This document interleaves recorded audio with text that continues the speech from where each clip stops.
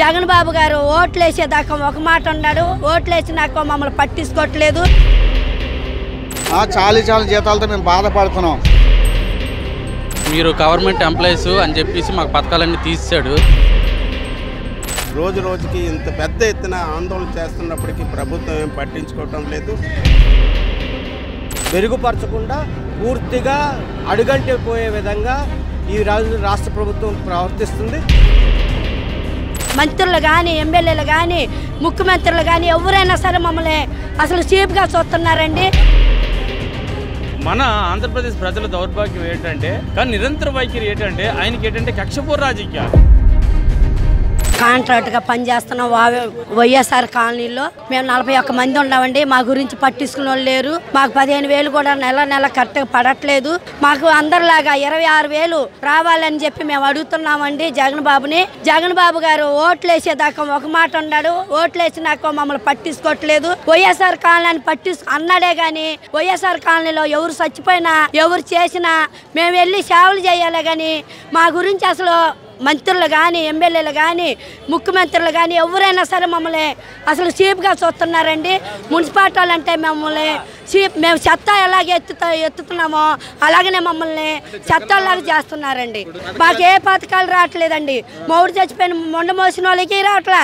మాకు పింఛన్లు ఏవి రావట్లేదండి. 41 సంవత్సరాలకి, 48 సంవత్సరాలు, 45 సంవత్సరాల వాళ్ళకి కూడా ఏవి రావట్లే. ఆధార్ కార్డు కొడుతుంటే అండి ఏంటి వీళ్ళు గవర్నమెంట్ పని అని చెప్పేసి అంటున్నారండి. మాకు ఏ లోన్లు లేవు. అందరికి లాగా మేము తెల్లారుదాన 4:30, 5 లేచి పిల్లల్ని వదులుకొని వస్తున్నాం. ఇళ్లలో అద్దెలు కొంటున్నామండి. అద్దెలు కట్టుకోలేకపోతున్నాం. కరెంటు బిల్లులు చూస్తున్నాము, రేట్లు ఎక్కువ ఉన్నాయి. ఏంటి పప్పులు ఉప్పులు అన్ని కరెంటు అన్ని గ్యాస్ బండ్లతో సహా రేట్లు ఎక్కువ ఉన్నాయండి. మేము కట్టుకోలేకపోతున్నాం. పిల్లలతో ఫీజులు కట్టుకోలేకపోతున్నాం. ఇంటద్దెలు కట్టుకోలేకపోతున్నాం. అయ్యా ధర్నాలు చేసి మాకు చెప్పులు కాళ్ళు అరిగిపోవటమే తప్ప, రోడ్డును పడటమే తప్ప నువ్వు మా గురించి పట్టించుకోవట్లేదయ్యా. మమ్మల్ని పట్టించుకోమని నేను అడుగుతున్నానయ్యా. వావలాల చిన్నయ్యా. నా కొడుక్కి 500 కాడ నుంచి పెన్షన్ ఇచ్చేవాళ్ళు సార్. ఇప్పుడు పిల్లోడికి మాకు 15,000 రూపాయలు జీతం పెంచినప్పటి నుంచి మా అబ్బాయికి పెన్షన్ తీసేశారండి. పిల్లోడు వికలాంగుడు, కాలు చేయి కూడా పనిచేయదు. మా అబ్బాయికి కాలు చేయి కూడా పనిచేయని పిల్లోడికి పెన్షన్ తీసేశాడు సార్. మాకు జీతాలు వాళ్ళతో పాటు మాకు కూడా జీతాలు సమాన వేతనం అన్నారు కానీ మాకు జీతాలు కూడా పెంచలేదండి. 12,000 జీతానికి 3,000 పిల్లల పెన్షన్ తీసేసి మాకు 3,000 పెంచారు సార్. మాకు విడిగా వాళ్ళ జీతాలు ఏం పెంచలేదు సార్. వాళ్ళు అంటే సంక్షేమ పథకాలు ఇస్తున్నాం అది ఏమీ లేవు సార్. మాకు ఇంకా ఉంటే రేషన్ కార్డులు కూడా తీసేస్తానంటున్నారండి. ఇంకా మీరు 12,000 తీసుకున్న జీతగాళ్ళు అందరూ పర్మనెంట్ అవుతా సమానం.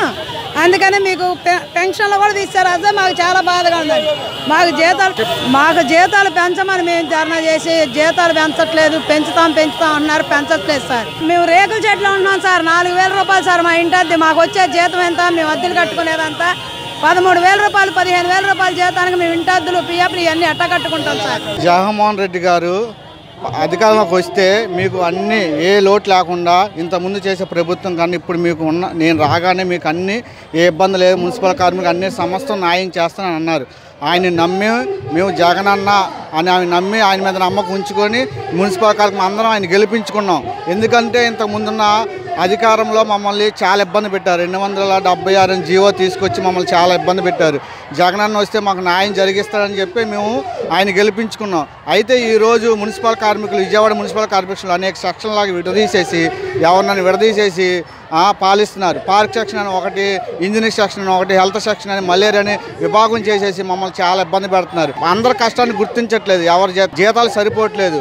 చాలీ జీతాలతో మేము బాధపడుతున్నాం. కాబట్టి ఈ సమ్మెలకు దిగడం ముందు సంక్షేమ పథకాలు ఇస్తున్నాను అది సార్. ఏ సంక్షేమ పథకాలు రావట్లేదు సార్. ఇంతవరకు ఏ సంక్షేమ పథకం రాలేదు. అడిగితే మమ్మల్ని గవర్నమెంట్ ఎంప్లాయీని చూపిస్తుంది అని అంటున్నారు. మేము దగ్గర 16 సంవత్సరాల నుంచి ఈ సర్కిల్లో చేస్తున్నాము. పార్క్ సెక్షన్ కింద మాకు పర్మనెంట్లు చేస్తాము, జీతాలు పెంచుతాము అంటున్నారే కానీ ఏమీ లేదండి. మాకు చేతికి వచ్చేటప్పటికి మాకు జీతం 15,000. ఇందులో మా కటింగ్లన్నీ పోను 13,000 జీతం వస్తుంది చేతికి. ఈ పెరిగిన రేట్లకు అనుకూలంగా మాకైతే జీతం దేనికి సరిపోవడం లేదు. మేము ఇంటి అద్దె కట్టుకోవాలన్నా, ఇంటి సరుకులు తెచ్చుకోవాలన్నా సరే చాలా ఇబ్బంది పడుతున్నాము. మాకు వచ్చే పథకాలు కూడా ఏ పథకాలు కూడా వర్తించడం లేదు. అది తెలియజేస్తున్నాను. సంక్షేమ పథకాలు ఇస్తున్నాం అది లేదండి. మాకు మీరు గవర్నమెంట్ ఎంప్లాయీస్ అని చెప్పేసి మాకు పథకాలన్నీ తీసాడు. మాకు జగన్మోహన్ రెడ్డి ప్రభుత్వం వచ్చిన కానించి 2 సంవత్సరాల దాకా పథకాలు ఇచ్చారు, అమ్మఒడి పథకాలు. ఇప్పుడు అమ్మఒడి తీశారు, మా ఇంట్లో అమ్మగారికి పెన్షన్లు తీసాడు, చనిపోయిన వితంతువులు పెన్షన్లు కూడా తీశారు. ధరలకి ఇప్పుడు మీకు వచ్చే జీతానికి ఏమైనా ఉందా? ఎటువంటి పొత్తు లేదండి. మా నిత్యావసర సరుకులు వచ్చేటప్పటికి నెలకి ఎలాగలేదన్నా సరే 20,000 30,000 దాటిపోతుంది. ఈరోజు రాష్ట్రంలో అభివృద్ధి ఏ రకంగా ఉందో ప్రజలందరూ చూస్తున్నారు. మొత్తం ఈ జంక్షన్లో మొత్తం కార్మికులంతా అనేక సమస్యలతో ఈరోజు రోజు రోజుకి కొన్ని వేల మంది ఇక్కడ గాంధీ చౌక్లో వాళ్ళ సమస్యలు పరిష్కారం చేయమని రోజు రోజుకి ఇంత పెద్ద ఎత్తున ఆందోళన చేస్తున్నప్పటికీ ప్రభుత్వం ఏం పట్టించుకోవటం లేదు. ఎక్కడ అభివృద్ధి జరుగుతుందనేది మేము ఈ సందర్భంగా జగన్మోహన్ రెడ్డి గారిని అడుగుతున్నాం. మొత్తం రాష్ట్రం అంతా కూడా ఈరోజు అప్పుల పాలైపోయి ఉంది. సంక్షేమ పథకాల పేరుతో కార్మికులకి సంక్షేమ పథకాలు ఇవ్వచ్చు, కానీ కార్మికులు మున్సిపల్ కార్మికులు కానీ అంగన్వాడీ కార్మికులు కానీ ఏ రకంగా అభివృద్ధి చెందారని మేము అడుగుతున్నాం. వాళ్ళకి వచ్చే కొద్దిపాటి జీతంతో కుటుంబాలను పోషించలేక అనేక ఇబ్బందులు పడుతున్నారు. వాళ్ళు 26,000 రూపాయలు వేతనం అడుగుతుంటే రాష్ట్ర ప్రభుత్వం దాదాపు 16-17 రోజులు అవుతుంది. అలాగే జీబీఎంసీ వర్కర్సు సమ్మె చేశారు నిన్న. వాళ్ళ యొక్క సమస్యలు ఉన్నాయి. ఎక్కడ అభివృద్ధి జరుగుతుంది? ఏ సమస్యలు పట్టించుకోకపోవడం మూలంగానే ఇవాళ అంగన్వాడీ వర్కర్స్ సమ్మెలు చేస్తున్నారు. అలాగే ఆశా వర్కర్స్ సమ్మెలో దిగారు, అలాగే మున్సిపల్ వర్కర్స్ సమ్మెలో దిగారు. ఇలాంటి సమ్మెలను ఎందుకు ప్రోత్సహిస్తున్నాడంటే అతను పరిపాలనలో సమంగా లేకపోవడం మూలంగానే ఈ రకమైనటువంటి సమ్మెలు కార్మిక వర్గం పూనుకుంటోంది. ఇది ఒకటే కాకుండా రాష్ట్రంలో రోడ్లు రవాణా సౌకర్యాలను మెరుగుపరచకుండా పూర్తిగా అడుగంటే పోయే విధంగా ఈ రాష్ట్ర ప్రభుత్వం ప్రవర్తిస్తుంది. దీన్ని పూర్తిగా మేమందరం కూడా వ్యతిరేకిస్తున్నాం. అలాగే విశాఖపట్నం స్టీల్ ప్లాంట్లో మీద ఒక్కసారి కేంద్ర ప్రభుత్వం ప్రకటించిన తర్వాత వెంటనే ఆ రాష్ట్ర అసెంబ్లీ తూతూ మంత్రంగా నేను ఉన్నాను అని అనుకునే ఉద్దేశంతో అసెంబ్లీలో తీర్మానం చేసి విశాఖపట్నం స్టీల్ ప్లాంట్కి కేటాయించినటువంటి గనులని ఇసుక రీచ్ని విజయనగరంలో ఇసుక రీచ్ని ఇవాళ ఆపేశారు. అలాగే గర్భంలో ఉన్నటువంటి మాంగనీస్ మైన్స్ని ఆపేశారు. ఈ రకంగా విశాఖపట్నం స్టీల్ ప్లాంట్కి కేంద్ర ప్రభుత్వం ఆ రకంగా చేస్తుంటే రాష్ట్ర ప్రభుత్వం ఈ రకంగా చేస్తుంది.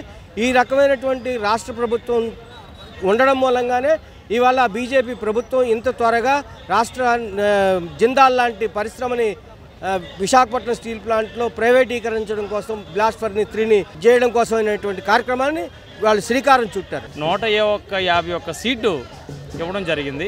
దాని పాపాన జగన్మోహన్ రెడ్డి గారు ఏం చేస్తున్నారంటే ప్రతిదానికి విద్యను వ్యాపారం చేసి అలాగే మద్యపానాన్ని వ్యాపారం చేస్తూ పేదలను పొట్టగొడుతూ అనేక రకమైనటువంటి ఈ కార్యక్రమాలు పోరాటాలు చేస్తున్నారు. మన ఆంధ్రప్రదేశ్ ప్రజల దౌర్భాగ్యం ఏంటంటే అమరావతి క్యాపిటల్ అని ఆ రోజు అసెంబ్లీ సాక్షిగా ప్రతిపక్ష నాయకుడిగా ఉన్నప్పుడు ఒప్పుకొని ఈ రోజు అమరావతి అనేది ఆంధ్రప్రదేశ్ ప్రజలకి ఎక్కడా కనబడలేదు.